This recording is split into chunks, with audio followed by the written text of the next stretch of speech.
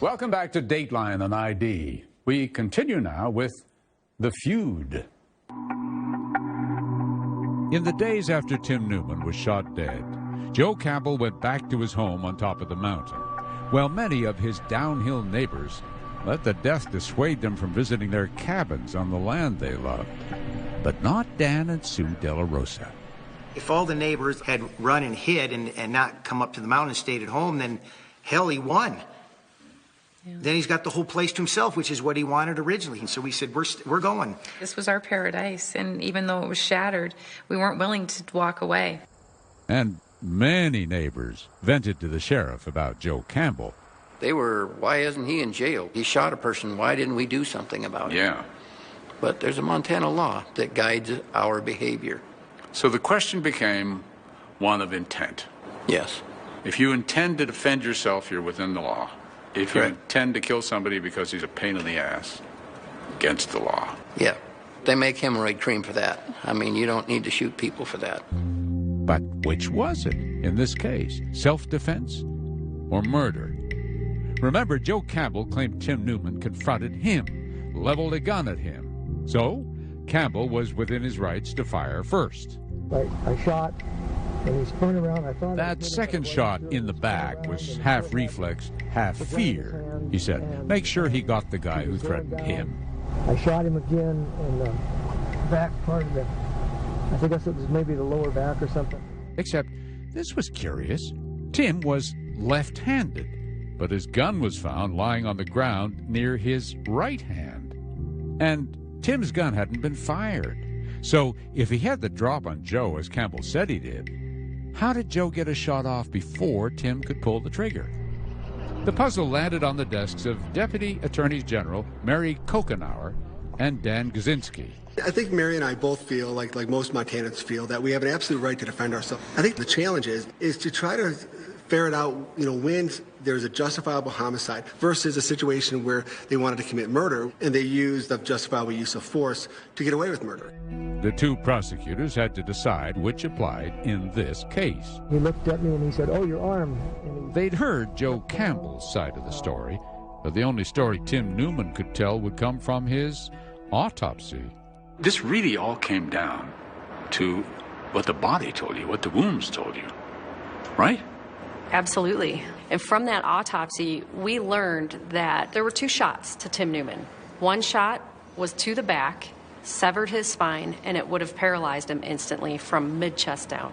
The other shot hit his hand first and then skimmed his chest and whizzed past his head. And to the prosecutors, the angle of those shots strongly suggested that the first shot could have been in Tim Newman's back. So it told us that the story that Joe Campbell had told law enforcement, that he had shot into Tim Newman as Tim Newman was rising up with his own gun, physically didn't work out from a common sense level. This is your Miranda warning.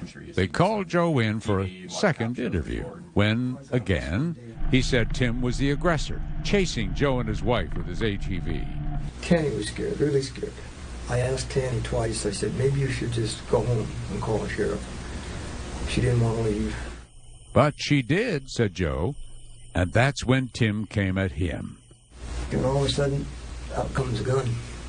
Can I stop you for just a second? Because I had one question, I don't want to forget it. Yeah. You're saying that you're really fearful, but yeah. I was just wondering why you stay and don't take off. Well, we're on our own property, and I guess I was hoping that he wouldn't do anything. Instead, said Joe, Tim walked right up to the gate, and him. And then? Pulls the pistol up. Then Joe Campbell's story changed. Right after it happened, Joe quoted Tim as saying, "Oh, you're armed?" Now he claimed Tim pointed a gun right at him and said, "Shoot him first," something like that, and then cut the lock.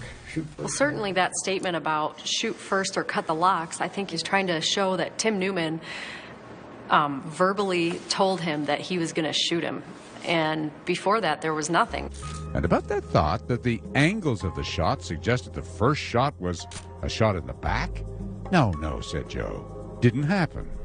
Not long after, they sent Joe home again. and wondered what was the truth and what wasn't. They really couldn't be sure. In the end, we really needed a shooting reconstructionist and reconstruct the shooting at the scene.